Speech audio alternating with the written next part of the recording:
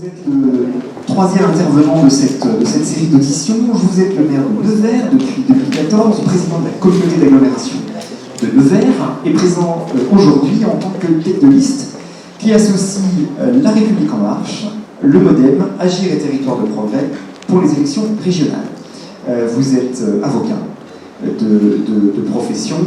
Côté politique, vous avez débuté au Parti Socialiste, dont vous vous êtes éloigné à partir de 2012 pour vous présenter sans étiquette à la mairie de Nevers. Et en 2016, vous avez rejoint Emmanuel Macron et c'est sous l'étiquette LREM que vous avez été réélu maire de Nevers en 2020. Ça va vous rappeler quelque chose. Le principe est le suivant. Vous avez 10 minutes, Monsieur Thuriot, pour nous présenter votre programme, votre vision, voilà, de façon peut-être plus large de l'action que vous entendez mener dans le domaine du bâtiment. Et puis ensuite, on aura un petit échange ensemble pendant un gros quart d'heure. Je vous laisse la parole pour 10 minutes. Merci à vous, et donc bonjour à toutes et à tous. Merci de m'accueillir pour cet échange. J'espère que ça en sera un. Vous avez rappelé une partie de mon parcours. Je voudrais rappeler que dans le mouvement de la majorité présidentielle, mais bien au-delà élargi que je porte, il y a aussi le mouvement radical qui nous a rejoints. Et puis je dirais au-delà des étiquettes, il y a surtout un programme centré, je pense, pas centriste, mais centré, qui peut correspondre à une grande majorité des gens qui se disent qu'il n'y a pas forcément besoin d'une région de gauche, ou d'ultra-gauche, ou d'une région de droite extrême, et encore moins d'extrême droite. Et donc, je pense que notre programme travaillé avec justement d'ailleurs des chefs d'entreprise, y compris du bâtiment, est intéressant. Alors, je peux utiliser cet argument absolu pour vous séduire de toutes les façons, mais je rappellerai que j'ai aussi des membres de la Fédération française du bâtiment dans ma liste globale, et notamment dans la liste de la Nièvre, l'ancien président de la fédération régionale, qui est aujourd'hui président de la fédération départementale. Et pour moi, c'est important parce que, vous l'avez compris, je suis quelqu'un de pragmatique avant d'être politique. Mon métier, c'est avocat, je reste avocat, j'essaye de faire encore le chef d'entreprise, j'étais encore tôt ce matin. Voilà, pour moi, c'est important parce que ça permet de garder les pieds sur terre. Quand vous êtes élu, on a tendance à vous éloigner un peu des réalités, même à un niveau local. J'ai aussi la chance de présider une agglomération depuis 7 ans. Vous savez qu'il y a des compétences économiques accrues par rapport à une communauté de communes. C'est la seule agglomération de la Nièvre. Tous les concurrents ne sont pas forcément présidents d'agglomération. Et donc, quand vous êtes maire, vous êtes beaucoup moins en charge des problématiques économiques, ce qui est évidemment sans doute un manque. Alors, moi, je vais vous dire simplement que sur ce que j'entends proposer avec l'ensemble de mes 115 autres colistiers, c'est un programme en mode relance. Voilà. Il est dit, je suis tout sauf dans le dogme. Le dogme tue les projets, le dogme s'adresse qu'à une catégorie de personnes, et moi, je souhaite m'adresser à tous ceux qui ont envie de relancer notre territoire, et il y a d'autant plus besoin de relancer une région Bourgogne-Franche-Comté que c'est une des rares qui perd en habitants, qui perd en économie. Donc il y a vraiment des enjeux, peut-être encore plus qu'ailleurs. Et ces enjeux, ils passeront par des relances. On est en sortie de crise, c'est ainsi, mais la relance, elle appartient avant tout à l'État, c'est l'État qui l'a mis en place. Par contre, il appartient aux régions de la déployer et voire de la démultiplier, c'est ce que nous entendons faire. Et avant tout, une relance économique. Il n'y a pas d'autre relance sans celle économique première, parce que dans la relance économique, il y a évidemment l'emploi à maintenir, et on sait qu'il y a certains secteurs, notamment dans l'automobile, qui sont fortement présents sur notre territoire, qui peuvent être menacés par une transition accélérée, parfois brutale. Et puis, cette transition et cette relance économique permettra évidemment, par l'innovation notamment, que je porte beaucoup, notamment sur mon territoire, et je m'en inspirerai, d'accentuer une relance de solidarité, parce que nous devons être sur ce secteur-là, mais nous devons être sur une solidarité qui ne soit pas d'assistanat, qui soit un accompagnement temporaire vers un projet, notamment le dispositif de l'État, en ce qui concerne les jeunes, mais il n'y a pas que les jeunes, un projet, et donc avec un certain nombre de mesures dans le programme sur lesquelles j'ai peut-être l'occasion de revenir, mais qui peuvent permettre justement parfois ce petit trait d'union entre une difficulté et retrouver le chemin de l'emploi le plus rapidement possible. Donc voilà l'ambition d'une relance, elle est justifiée par l'état de la région. Tout n'est pas été mal, je ne suis pas là pour démolir, je suis dans la construction, la proposition d'une alternative différente à ce que peuvent proposer les autres partis ou mouvements. Et en tout cas, je pense que nous devons faire en sorte que cette région de Bourgogne-Franche-Comté reprenne des couleurs. Elle est très riche, elle doit être mieux unifiée. Et quand je dis une seule région, c'est ainsi, soit pour ou soit contre. Si on est contre, on va être contre-courant, on passe beaucoup de temps. Donc une région qui soit vécue comme une seule, par contre avec toutes ses spécificités. Et la loi 4D qui arrive va nous y aider, notamment avec, par exemple, la thématique différenciation, à laquelle j'accorde beaucoup d'importance, parce qu'effectivement, qu'effectivement, les problématiques ne sont pas forcément les mêmes d'un point cardinal à un autre, y compris dans la région et encore plus sur le territoire français. Donc voilà ce que nous portons qui concerne l'ensemble des politiques publiques que peut porter la région. Je ne vais pas partir dans la démagogie de dire que la région c'est la sécurité pour tous, absolue, bien sûr que vous pouvez vous y intéresser tous, mais enfin, elle appartient déjà à l'État, elle appartient aux communes qu'on pourra aider. Les nouvelles technologies peuvent être intéressantes, je pense qu'on parlera de la modélisation et du BIM, mais aujourd'hui, la fibre, la 5G sont des thématiques que j'entends porter raisonnablement, mais on peut être aussi orienté nouvelles technologies tout en étant respectueux de l'environnement. Je ne suis pas estampillé vert, mais c'est pas pour ça que je me désintéresse du respect des ressources naturelles. Je préside la commission mixte inondation nationale, je préside le conseil d'orientation de la prévention des risques naturels majeurs, et j'ai aussi un affect pour ce qui est d'ailleurs l'intérêt de notre territoire. Et si notre thématique s'appelle la région partout pour tous, c'est parce que cette région, j'en suis conscient, je fais comme les concurrents, je sillonne le territoire, mais je le faisais déjà un peu avant, dans une moindre mesure. Je me rends compte qu'en réalité, la région n'est pas ressentie partout. Il y a deux grandes villes, Dijon et Besançon, dont nous avons besoin sur le plan européen, dont nous avons besoin, et important, au plan européen, les fonds européens, vous le savez, sont aussi des aides fortes, notamment dans le secteur d'activité du bâtiment. Donc, important de porter cela, mais en réalité, on s'aperçoit que dans des zones un peu perdues, on se sent justement perdu, oublié, méprisé parfois, le mot n'est pas trop fort. Donc il faut qu'une région soit ressentie partout, donc nous aurons une vision différente de la gouvernance de la région. J'ose espérer, si je suis président de région, qu'à la fin de mon mandat, on connaîtra le nom de tous les conseils régionaux. Je vous défie de trouver aujourd'hui une personne sur 10 qui soit capable de citer les noms de ces conseils régionaux départementaux.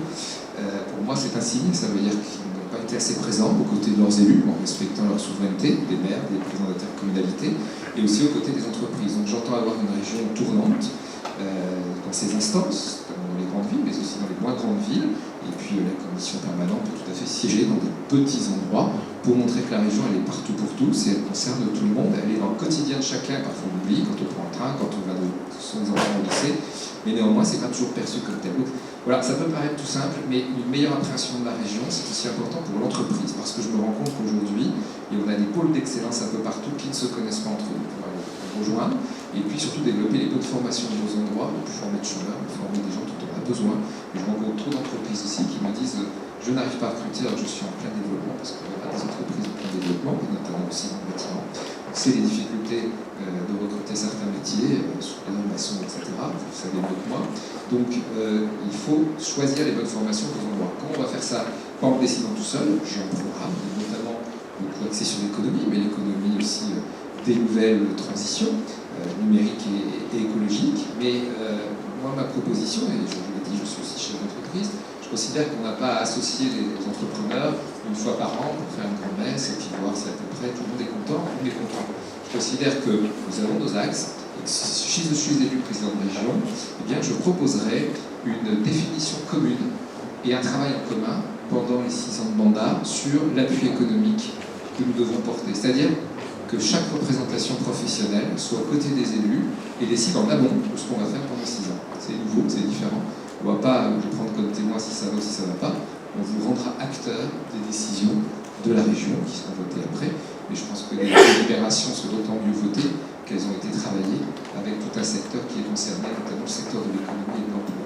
Voilà, et pour moi, le développement économique passe aussi, je l'ai dit, par les formations d'enseignement supérieur. Aujourd'hui, il n'y a aucun dialogue entre la région et l'enseignement supérieur. Les 3 présidents de l'université ont reçu et l'ont confirmé, à leur grand regret. Mais il n'y a pas que l'enseignement supérieur, il y a des formations par alternance. Il y a l'apprentissage qui vous concerne beaucoup, qui est un secteur sur lequel les régions sont un peu désengagées aujourd'hui. Mais moi, j'entends peut-être aller au-delà de la loi, parce qu'autant il y a des choses qu'on vous promettent qui ne seront pas réalisables, parce qu'elles sont illégales, elles sont sur le plan européen, sur le plan national. Mais la politique volontariste, moi je crois beaucoup à la volonté, quand on a la volonté de faire une partie du chemin, on peut tout à fait porter davantage l'apprentissage, l'accompagnement à l'apprentissage, et surtout les bons ciblages de l'apprentissage. Je suis pour la proximité. La proximité a un coût, nous l'assumerons, et ce coût c'est surtout celui de la démocratie. Quand on fait plus de proximité, on en paye le prix, et moi j'ai pas envie d'en payer le prix. Donc voilà, je ne sais pas si j'ai encore un peu de temps, parce que je peux continuer à développer. Bon. Alors, 1 minute aussi pour vous parler des mobilités, mais je pense que c'est important. Je ne sais pas si on parlera des quotas axes, on parlera peut-être aussi des nouvelles énergies, ça concerne beaucoup vos entreprises.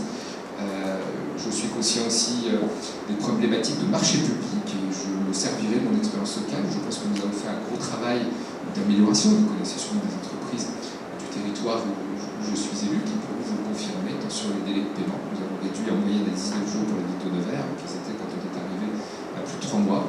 Je sais ce que c'est que d'attendre le paiement d'une facture, j'ai aussi des salariés, je suis diplômé en droit des affaires, je suis aussi diplômé en droit de l'homme, mais j'accompagne aussi les entreprises dans mon métier d'avocat, donc je sais que le temps d'entreprise n'est pas le temps de la collectivité, même si on ne transformera pas le conseil régional en une entreprise, et ce n'est pas le but. Par contre, on peut davantage s'inspirer des bonnes pratiques et surtout davantage être en correspondance aux besoins, donc on aura beaucoup de choses à travailler ensemble. En tout cas, je travaille dans le dialogue, dans l'écoute et puis dans la décision, parce que nous sommes là aussi pour décider, mais cette décision, on la partagera.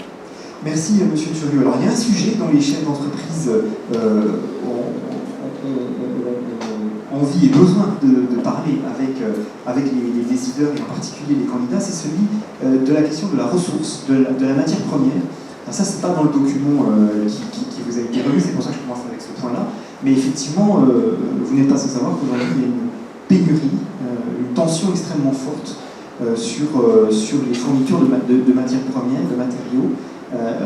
C'est pas la région qui va régler le problème directement, probablement, mais de quelle manière, puisque vous prenez l'écoute, le dialogue, le travail en collaboration avec les acteurs économiques, de quelle manière vous pouvez apporter peut-être des éléments de réponse ou des éléments d'action peut-être sur ce sujet? Ce que vous évoquez concerne forcément les élus, quels qu'ils soient, et fortiori un élu régional, parce que quelque part, il y aura forcément une incidence sur le prix des marchés. Moi, je suis quelqu'un qui croit en l'investissement. Voilà. Investir, c'est croire en l'avenir, s'endetter, et la région peut s'endetter, pas s'endetter. C'est une façon de porter l'économie, à condition qu'il ait besoin. On ne va pas investir pour faire plaisir, mais investir parce que c'est une nécessité pour nos concitoyens, pour faire fonctionner l'emploi et l'activité économique. Donc, je suis quelqu'un qui va dans ce sens-là. Donc, il est évident que le coût des matériaux ne sera pas neutre sur le coût des marchés, et plus ça coûte, et bien moins on peut faire de projets. Donc, l'idée, c'est d'être raisonnable pour tout le monde dans ce qu'on veut porter. Après, vous l'avez dit, ce n'est pas une région qui peut décider du cours des matériaux, de la pénurie de matériaux. Il faut surtout espérer qu'on en sorte, qu'on retrouve aussi peut-être, alors vous l'avez compris, je ne suis pas un souverainiste loin de là, je suis plutôt quelqu'un d'ouvert, ouvert sur l'Europe, ouvert sur les autres. Nous devons raisonnablement accepter la concurrence, qui est aussi parfois saine, mais nous ne devons pas non plus subir les avatars de la concurrence, par de l'écotaxe. Sur les matériaux, je pense qu'il faudrait peut-être aussi cibler quels matériaux précisément manque principalement à nos entreprises, et ce que je compte faire, vous l'avez compris, c'est rendre de l'attractivité à notre territoire. Alors pour moi, le mot attractivité ne veut rien dire s'il n'y a pas de fond derrière. Tout le monde veut de l'attractivité partout, c'est pas ça. Mais c'est dire comment, aller dans le bon sens du terme, on peut être séduisant. Comment des gens pourraient avoir envie de s'intégrer chez nous, s'insérer chez nous, développer une activité professionnelle quelle qu'elle soit, et notamment dans celle dans laquelle vous œuvrez. Donc, pour moi, ça passe par là, et ça passe peut-être par une identification des besoins. Quels matériaux pourrait reprendre, sur quels matériaux on pourrait reprendre un peu la main en région Bourgogne-Franche-Comté? On ne va pas faire un village gaulois dans la France, mais il y a peut-être, je ne sais pas, des carrières abandonnées qu'on pourrait reprendre, il y a peut-être, en respectant l'environnement, il y a peut-être d'autres types de domaines où on pourrait reprendre un peu plus d'indépendance et d'autonomie. Je pense que ça peut être une des pistes. Et puis, les présidents de région sont quand même, pas énormément en France, sont quand même des interlocuteurs particuliers et privilégiés de l'État et de l'Europe. Donc j'imagine que ça se passera au niveau de ces instances-là, et pas seulement le président ou la présidente de Bourgogne-Franche-Comté. Ça se passera effectivement à des niveaux de dialogue et de pouvoir peser en alertant sur les difficultés des entreprises, sur les coûts qui se répercuteront forcément sur les finances publiques, et donc sur moins de marché pour vous à terme, parce que c'est ça que ça se traduit si on n'arrive pas à régler le problème. Les marchés publics, précisément, le document que vous avez en main, vous avez stabilité largement. Ce document vous interpelle sur deux points relativement au marché public. D'abord, les offres alarmement basses, et d'autre part, le phénomène de sous-traitance en cascade. Sur ces deux points, quelle est votre position? Vous savez, si on doit retenir quelque chose, parfois des éléments positifs, négatifs, comme une crise que nous vivons, c'est aussi le positif. Positif, c'est la prise de conscience d'un besoin de proximité. Et c'est pour ça que notre intitulé, j'insiste un jour partout et pour tous, ça veut bien dire cette proximité dans tous les domaines, et notamment dans le domaine de la construction, du bâtiment et du logement, dans lequel les compétences régionales s'exercent pleinement. Donc, ce problème d'offres anormalement basses est un fléau. C'est un fléau pour les collectivités, qui se font, permettez de parler familièrement, avoir, parce qu'elles finalement elles succombent au chant des sirènes, et surtout avec des tas d'avenants, avec des marchés qui leur coûtent plus cher. Moi, j'ai une philosophie, et j'avoue, en 7 ans maintenant d'exercice d'élu, on s'est trompé une fois. Voilà. Mais à coup pas, c'est mon côté avocat, c'est pas forcément de ma faute, peut-être aussi d'architecte, de l'aménageur, etc. Sinon, j'ai une philosophie, un projet, un budget, un délai. Et c'est tous ensemble qu'on doit avoir cette responsabilité-là. Parce que si on est hors délai, on fera un autre projet. Parce que le temps du mandat, il est celui-là, même si moi je suis plutôt pour voir des choses à long terme. Et puis, si on dépasse le budget, les porte-monnaie de la région, si vous mettez 2 fois plus le prix, ça sera un projet que vous ferez en moins, donc des entreprises parmi vous qui ne travailleront pas, qui n'auront pas ce projet. Donc c'est important qu'on ne succombe pas, qu'on alerte les élus, y compris les nouveaux élus, à retenir le mieux 10 ans et pas le moins 10 ans. Voilà. Je pense que la qualité se paie, je dis que la proximité avait un coût. Nos concitoyens ont retrouvé, si on prend des choses très étrangères à votre activité comme l'activité maraîchère, ont retrouvé que oui, la production de proximité, elle est de qualité, parfois il faut la payer un petit peu plus cher, mais il faut accepter le prix, et c'est ce qui fait travailler aussi nos locaux, c'est ce qui fait embaucher nos locaux, nos jeunes, etc. On fait venir d'autres. Donc voilà, moi je suis vraiment de ceux qui souhaitent faire la chasse aux offres normalement basses, et puis la sous-traitance qui est un vrai souci, parce que nous, quand on choisit une entreprise, puis qu'on se retrouve avec une autre qui a sous-traité, finalement, on n'a pas donné le marché à quelqu'un qui le voulait, on subit une entité qui nous impose un marché sans qu'on connaisse la qualité du travail de cette entreprise. Donc moi je suis pour limiter les sous-traitances en second rang ou en troisième rang, en fonction de si les marchés sont par lot ou pas. Et je pense que c'est important qu'on soit attentif à cela. Je prône effectivement l'outil parce que ça permet de mieux répartir le travail, de mieux suivre aussi les travaux qui sont réalisés pour nous élus et éventuellement par ceux qui sont mandatés pour le faire. Donc voilà, et de faciliter l'accès aux PME locales. Et de faciliter l'accès aux PME locales. Alors, oui, vous avez raison, des fois les gens ne le disent pas, mais j'ai passé mon temps à le faire parce que je me suis rendu compte que c'était loin d'être le cas. Moi, je vous donne ma petite modeste expérience locale, qui évidemment je démultiplierai si la confiance m'est donnée. Nous avons, par exemple, sur le marché de la Maison des Sports, qui était un équipement d'un bâtiment des années 60, nous avons 80% d'entreprises de la Nièvre. Alors l'idée, c'est de faire, je ne vais pas tout donner à l'entreprise de la Nièvre, si je suis président de la région, évidemment, c'est de partager, de répartir. Mais c'est pour vous dire, sur l'ensemble de mon mandat et sur l'investissement à peu près 2 fois 70-80 millions, tant pour la ville que pour l'agglomération, je suis à peu près à 70% d'entreprises nivernaises, d'entreprises locales. On a eu d'autres entreprises régionales, je n'ai pas fait le pourcentage. Donc j'appliquerai, sur le périmètre de la région bien évidemment, une certaine préférence qu'on ne peut pas écrire. Donc, si on vous dit qu'on peut l'écrire, c'est faux, hein, c'est illégal. C'est le côté juriste, c'est faux. Alors moi je vais vous dire, pour lui faire plaisir, qu'on va l'écrire. Hein. Mais dès le 28 juin, le candidat qui était assis ici juste avant vous nous assure qu'il l'a fait, preuve à l'appui à Chalon-sur-Saône et dans la région l'erreur est humaine.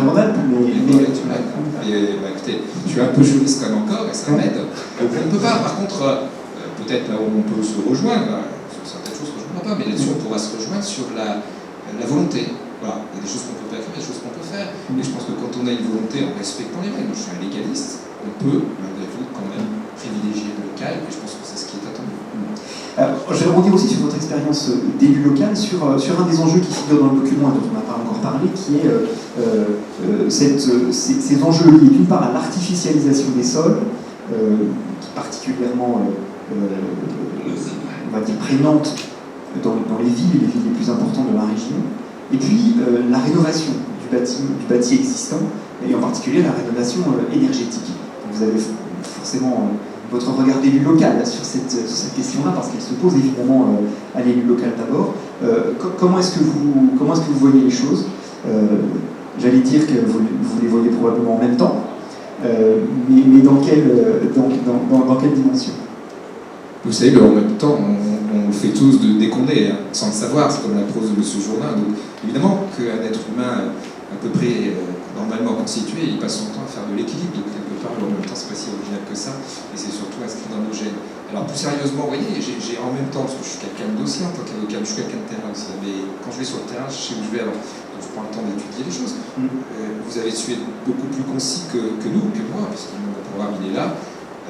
Il est très croisé avec le vôtre, pour prendre le temps de l'étudier. Et effectivement, je connais bien ces problématiques-là, puisque je suis aussi président du SCOT du Grand Nevers. Et donc on veille, parce que on a des problématiques de photovoltaïque dans les secteurs agricoles, on avait verrouillé en disant voilà, il ne faut pas de voltaïque sur les terres agricoles, on se rend compte que finalement il y a du petit photovoltaïque qui peut être possible sans remettre en cause. Voilà, mais on débat. Donc j'ai associé tout le monde à la Chambre d'agriculture, on débat. Donc pareil sur. Évidemment, on veut tous un monde qui soit vert, mais en même temps il y a besoin de construction. On veut tous privilégier la lutte contre les friches, ça veut dire la réhabilitation. Mais est-ce que ça veut dire qu'il faut zéro nouvelle construction? Je Je ne le pense pas. Vous voyez, par exemple, sur un de mes parcs d'activité économique, j'ai construit des ateliers relais. Je n'avais pas cette offre. Depuis que j'ai cette offre, j'ai des demandes que je n'avais pas avant. Donc, il faut identifier ce qui peut mériter d'être réhabilité pour éviter de manger trop de terre, et essayer de garder un maximum de terres agricoles et maraîchères, et ça je le fais beaucoup sur mon territoire, et je pense qu'effectivement, vous avez raison, on peut faire en même temps une ambition dans certains secteurs tendus de permettre des constructions aussi aujourd'hui, on sait construire en respectant l'environnement, en construisant des parkings perméables, etc. On peut veiller à tout cela, et c'est ce que vous faites les hommes au quotidien, parce que ça fait partie du cahier des charges que vous faites les uns les autres. Les entreprises du bâtiment, comme les autres, sont confrontées à un phénomène de transition qui est la transition numérique. Dans le bâtiment, vous l'avez dit tout à l'heure, ça se traduit notamment, par exemple, par le déploiement de solutions comme le BIM, avec des impacts pour des entreprises, notamment les petites, en termes de formation, d'exigence de formation, de mise à niveau, avec des complexités accrues de la préparation des chantiers. De quelle manière la région peut-elle accompagner les entreprises du bâtiment dans leur transition numérique? Elle peut les aider à financer leurs équipements. Voilà, ce sont des équipements lourds. Je suis aussi pour ce qu'on appelle le machine sharing. Je pense que ça peut permettre non seulement de relocaliser, mais de rendre, avec un équilibre économique, une certaine souveraineté économique sur le territoire. Voilà. Je vous l'ai dit, je ne suis pas souverainiste du tout en philosophie, mais il faut qu'on reprenne un peu, si on veut mieux exister au sein du territoire national, d'indépendance de certains domaines. Et donc ça veut dire quoi? Ça veut dire que par exemple, si une machine importante ne rendra pas un projet économiquement pour une seule entreprise, elle peut le devenir pour deux ou trois. Et donc le partage, la mutualisation, c'est ce qu'on nous impose depuis longtemps dans nos différentes collectivités, peut être une formule. Je ne dis pas que c'est la formule, mais il n'y en a pas, il y en a des multiples. Je suis quelqu'un qui suis très porté sur l'innovation, vers un tournant dans ce domaine d'agglomération. On a créé un salon international d'innovation sous le patronage de la République. Voilà, je fréquente les salons pour m'inspirer de ce qu'il fait, aidé par la région d'ailleurs. Je le dis et je continuerai de le faire parce que pour moi, l'innovation, c'est aussi croire en l'avenir.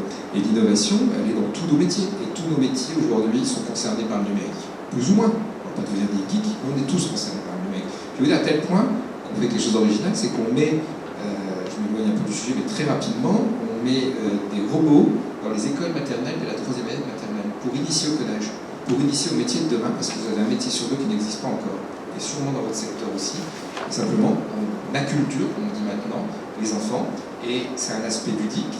Toute leur scolarité, ce sont ces kits robotiques qui évoluent en fonction des difficultés des enseignants formés, ça ne remplace pas l'enseignant. Et donc, peut-être que dans les écoles maternelles d'aujourd'hui, si ou ailleurs, vous aurez ces enfants qui seront déjà un peu préformés, parce qu'ils feront un métier qu'ils choisiront, qui ne sera pas forcément un métier spécialisé dans le numérique, mais qui aura besoin du numérique. Et donc, vous avez des activités qui ont de plus en plus besoin du numérique, du BIM, je suis intervenu au BIM World, donc je connais un peu ce domaine. La piscine, la nouvelle piscine intercommunale de l'agglomération de Nevers, l'Aquabalt, a été conçue par le BIM. J'ai trouvé ça très intéressant avec les architectes à ce sujet, et avec les sportifs aussi. Bernard, le majeur, qui je trouve ça assez intéressant de mélanger le monde du bâtiment et le monde de la compétition sportive, parce que comme ça on est sûr de faire l'équipement, enfin on espère faire l'équipement qui convient, mais je trouve intéressant la façon de l'approche pour nous et nous, ça nous aide beaucoup dans la décision, parce qu'on voit, on se projette et on est déjà quasiment dans le bassin maritime. Donc je trouve que c'est intéressant cette démarche. Par contre, je suis conscient que c'est plus long pour répondre aux appels d'offres, donc peut-être laisser des délais supplémentaires. Et puis, il y a aussi un besoin d'équipement que tout le monde ne peut pas se payer. Donc pourquoi pas soit faire des équipements partagés, soit en tout cas mettre la main à la poche pour que nos entreprises se modernisent et que vous puissiez répondre. Parce qu'il y aura de plus en plus de cahiers des charges qui font appel à cette technologie. Si vous êtes pas dedans, vous ne pourrez pas y aller. J'ai suffisamment simplifié et facilité les marchés à Nevers pour pouvoir être capable de le faire sur le plan de la région. Avant que je ne propose à la salle de poser une ou deux questions très rapides, un dernier point qu'on n'a pas encore abordé, qui est celui de l'emploi et de la pénurie, de la tension sur les métiers du bâtiment. Alors je ne sais pas s'il faut aller chercher les enfants de la maternelle en la matière, peut-être attendre probablement un collège, mais en tout cas visiblement il y a un besoin d'orienter vers les métiers du bâtiment un plus grand nombre de jeunes, donc il y a un travail sur l'orientation, sur lequel je crois à peu près tout le monde est d'accord. Les centres de formation, y compris ceux de la profession, se sont développés, accueillent du monde. Visiblement, ça ne suffit pas. Et il y a encore de la tension. Comment est-ce qu'on peut aller plus loin, monsieur Curieux? Il faut faire connaître. Il y a un formidable outil qui est un des pieds de l'Armand, qui s'appelle Territoire d'industrie, dont je m'occupe pour les 5 territoires d'industrie de l'Anière et ceux de l'agglomération. Et Donc dans les métiers d'industrie, c'est la même problématique avec des a priori, avec des métiers méconnus. On a toujours cette image du métier de l'industrie, du bâtiment, on a les massales, c'est intéressant, c'est fatigant, etc. Bien sûr qu'il y a encore des métiers pénibles, il y a aussi des nouveaux outils qui permettent de limiter cette pénibilité, mais bien sûr aussi qu'il y a aujourd'hui des a priori à faire tomber, des murs à faire tomber. Donc parfois les premières choses, c'est de faire visiter des entreprises, c'est de prendre des stagiaires. Je ne l'ai pas dit d'ailleurs, mais dans les aides économiques qu'on définira ensemble, comme je vous l'ai dit, je proposerai que dans les critères, il y ait la démonstration d'avancée sur l'équité femmes-hommes. Il y ait la démonstration d'efforts dans le tutorat, dans le mentorat, dans l'accompagnement des jeunes. C'est indispensable. J'essaie de montrer l'exemple, j'ai toujours fait dans mon cabinet d'avocat, j'essaie de montrer l'exemple dans mes collectivités. Je ne peux pas prendre tous les jeunes, il faut que tout le monde joue le jeu. Il y a tous été jeunes, tous commencé, il ne faut pas oublier. Donc ça sera un des critères, comme celui d'innovation. On a dit qu'on ferait un appui x2 si vraiment il y a des besoins d'innovation et accompagner, ça peut être vite, ça peut être autre chose.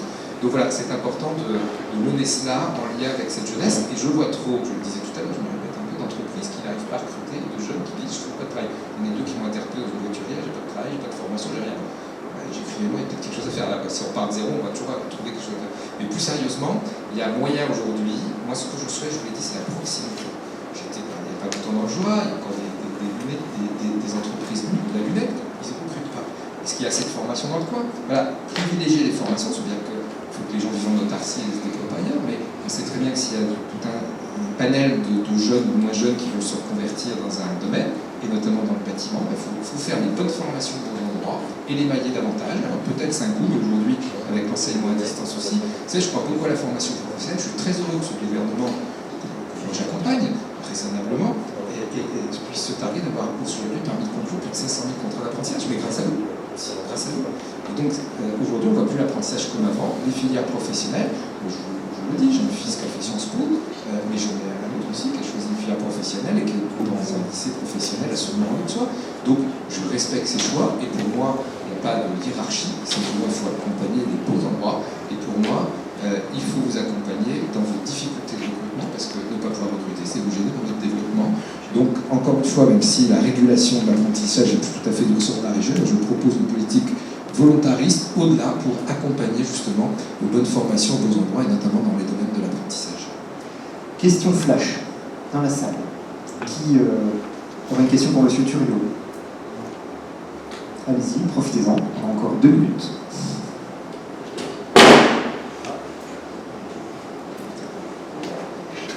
Non, pas de question pour Monsieur Thuriot. Ouais. C'est que vous avez répondu à toutes leurs interrogations. J'espère que c'est ça, oui. Eh bien, allez-y. Donc, je voulais seulement dire qu'effectivement, aujourd'hui, la région, c'est une institution. L'objectif de tourisme, c'est de démystifier tout ce qui est institutionnel pour effectivement coller au réalisme territorial. Ce qui veut dire effectivement, quand on parle du bâtiment, c'est une image de vraiment ce qu'est le territoire. Parce que, ce que je disais tout à l'heure, partout sur le territoire, nous avons l'artisan, le commerçant qui existe un petit peu. Mais en fait, tout cet ensemble n'est pas forcément lié comme on le souhaite aujourd'hui pour en tirer toute la quintessence. Donc aujourd'hui, ce qui nous intéresse, c'est de faire effectivement, quand on dit une région partout et pour tous, c'est effectivement apporter je dirais, de l'accompagnement sur mesure avec les branches, puisque c'est les branches qui sont moteurs, parce que l'institution est un accompagnateur, non qu'un financeur. Et les branches, ce sont les véritables moteurs qui produisent ce projet. En ce qui nous concerne, je pense que le Thuriot a bien compris la problématique du bâtiment. C'est pas construire pour construire, c'est pas ce qu'on demande non plus. C'est effectivement construire utile. Et la programmation, je dirais, de la construction en général, de la rénovation en général qui intéresse le programme régional, va bien au-delà, puisque effectivement il faut servir un petit peu tout le monde. Et il faut quand même se rendre à l'évidence, c'est que dans la mandature que nous avons eue, avec laquelle nous avons travaillé, il y a quand même des différences importantes entre ce qui a été fait dans les départements et dans l'autre. Donc il faut un peu rééquilibrer pour que chacun des départements, y compris ceux qui sont les moins en lumière, apportent leur valeur ajoutée, parce que la valeur ajoutée partout sur la région. Merci. Denis Thuriot, vous avez encore 30 secondes si vous voulez adresser un dernier message aux entrepreneurs du bâtiment. Je précise qu'il y en a une trentaine dans cette salle, mais que cette séance a été enregistrée et qu'elle sera mise à la disposition des 20 000 salariés du secteur. Si j'ai un peu de temps, je veux bien revenir sur deux petites choses. Tout d'abord sur les marchés publics. On veillera aussi aux accords de réciprocité. Moi, je les ai inclus. C'est-à-dire qu'il est hors de question que les entreprises étrangères qui viennent candidater, si nos entreprises ne peuvent pas candidater dans le pays dont elles sont originaires, ça ne se trouve pas encore, mais tous les marchés de la région devront le faire. Ensuite, on a prévu dans notre programme aussi, c'est important, vraiment de travailler en couple avec les intercommunalités et les maires. Voilà. Parce que le maillage de la région, on peut le voir, mais ceux qui savent, je suis bien placé pour le dire, ce sont les présidents d'intercommunalité, ce sont les maires. Et donc on a prévu de leur faire confiance et ce seront eux qui nous diront. Et donc on les aidera aussi sur la rénovation du patrimoine non classé. On fera un fonds, qu'on abondera chaque année pour aider ce qui manque. Voilà, les petites communes avec les églises qui tombent, avec le patrimoine qu'on ne peut pas rénover s'il n'y a pas les moyens et qui ne rentre pas dans les critères de la DRAC, mais la région se devra pour accompagner cette petite rénovation du patrimoine, mais qui est importante aussi aux yeux de nos concitoyens. Et puis on a pour but aussi de favoriser l'embauche à peu près 500 jeunes par an d'aider, notamment sur les emplois liés à la transition écologique et qui concernent aussi le secteur du bâtiment. Merci beaucoup pour votre intervention cet après-midi, les professionnels du bâtiment, M. Turing.